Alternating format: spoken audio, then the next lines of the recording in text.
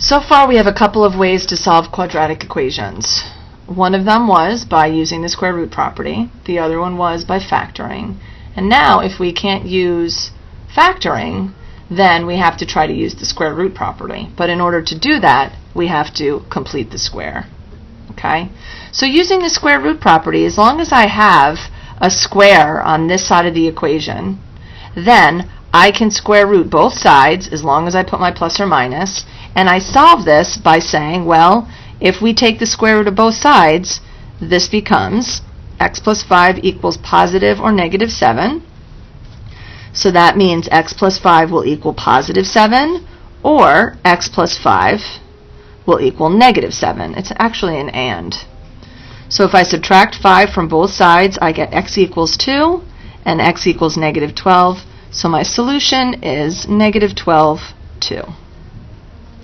Now, what if it's not that pretty? What if we have something that we can complete the square when a equals 1, okay?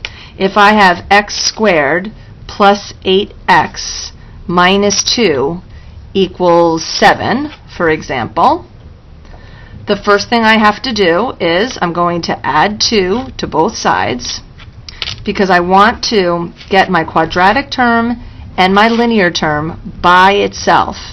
And the reason why I want to do that is because I want to complete the square. And what we talked about in class is that, remember, we can manipulate the equation any way we want as long as what we do to one side we do to the other side. So what would I have to add to to x squared plus 8x in order to complete the square? Well, we talked about this already. It's half of b squared. So I would add half of b, which is 4, and square it. I would add half of b, which is 4, and square it. Okay? So the reason why I'm leaving it like this is because then it's really easy to put it into its factors because I can see right there what its factors will be. X plus 4, the quantity squared, because this is really a 16, okay? And this is really a 16. So what does this equal? 16 plus 9? Oh, that's nice. It equals 25. Okay? So now I have my square root property, and I treat this the same way I would treat that. I'm not going to go on and do that. What I am going to do is I'm going to go on and talk about when it gets much more complicated. So when a is 1, there we go. If a is 1 and the middle term or the linear term is odd, then it's a little bit more complicated. But I'm going to even go one step further. What happens when the linear term, when the quadratic coefficient isn't 1? What happens when a isn't 1? What happens? Well, I have to make a 1. How do I make a 1? I have to divide this by 8. But if I divide this by 8, we have to remember that we can divide everything through by 8, and that is the magic of algebra. So if I divide everything through by 8, I'm leaving a space because I know that I'm going to have to complete the square, and this is going to be 21 over 4. So what is the question? The question is what do I have to add to these two guys in order to make it a squared trinomial? And remember, whatever I do to that side, I have to do to that side. So, look, now a is 1. So I can just go back to my rule, half of b squared, which is 1 squared. So I have my factors, x plus 1, the quantity squared, and that equals 21 over 4 plus 1. And, 21 over 4 plus 1. And this is like my work. So what is 21 over 4 plus 1? 21 over 4 plus 4 over 4 is going to equal 25 over 4. And so I put that in here, 25 over 4. And there we go. And again, I can do the same exact thing. I now have a square. So I'm going to square root both sides of the equation, not forgetting my plus or minus. So I have x plus 1 equals plus or minus the square root of 25 over 4. And let's go over here on my page, because here's my workspace. We have to remember that the square root of 25 over 4 equals the square root over 25 over the square root of 4. These are our radical rules. So when I have a quotient, I can break it up. And what is the square root of 25? It's 5. And what's the square root of 4? It's 2.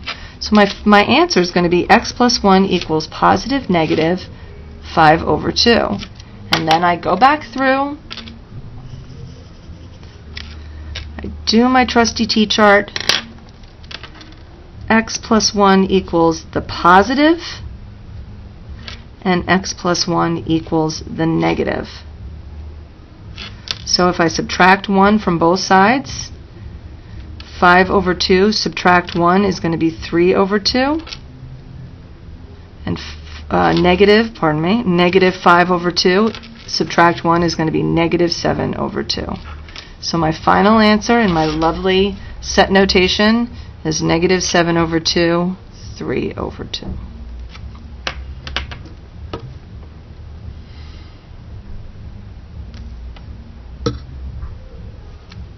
Now, what happens when the numbers aren't so beautiful? Okay, well, I'm going to do one last equation, one last problem. And when the numbers aren't beautiful, that's okay. We just have to deal with some fractions. So, let's show you one that the numbers aren't so beautiful. This happens to be number 20 in the packet. And this is 2x squared minus 5x plus 67 equals 0. Well, that's really ugly. But again, in order to complete the square, we have to make a equal to 1. Is a equal to 1? No, it's not, so I'm going to make it equal to 1 by dividing by 2. And whatever I do to one side of the equation, I have to do to the other. So I have x squared minus 5 over 2x plus 67 over 2 equals 0. Oh, isn't that nice? So, I can't really complete the square yet because my guidance to you would be just to get that guy to the other side. So it's just going to make it a little bit easier to complete the square. So I'm going to have x squared minus 5 over 2x. And again, I'm going to leave a space because I know that I'm going to have to complete the square. And this is negative 67 over 2. So the question is what do I have to add to complete the square here? We're going to do it the same exact thing. Just because we have fractions, it doesn't mean that it's not the same process. So I take half of the b term, which is 5 over 4, and I square it. 5 over 4, and I square it. And let's not forget, we're always going to be adding. Okay, we're always going to be adding to complete the square. So the reason why I'm leaving it again in 5 over 4 is because that's going to guide me to tell me what my factors are. That 5 over 4. Because the only reason, so if I want to just go over here and do the math, if I was to do FOIL, well, what am I going to do with my L? What's the L in FOIL? The L in FOIL is last, so negative 5 over 4 times negative 5 over 4 is positive 5 over 4 squared. And that's what you're trying to get there. Okay, so that's where that's coming from. So now we have to do some math here to figure this out. Well, we have negative 67 over 2 plus 5 over 4 squared, which is 25 over 16. In order to add these two fractions, I have to get common denominators. So 67 times 8 is going to be negative, we have a negative 67, negative 536. Negative 536, and this is 25. We add those guys together and we get negative 511 over 16. And so that's going to equal negative 511 over 16. Now, oops, because that's a square. So now we have something that looks a little similar to what we've been solving all along. We have a square on this side and we have a number on this side. So again, we square root both sides of the equation. Don't forget our plus and our minus. But then we have to say to ourselves, ooh, There's a negative underneath the square root. There is no real solution to this problem. Now we kind of hit on this, that this is not in the real number system. We're going to learn what this is soon, but for now, there's no real solution, and that's where you finish. If you need to, go back and re-watch this so you can see how I'm going through, because soon we're going to do this with variables.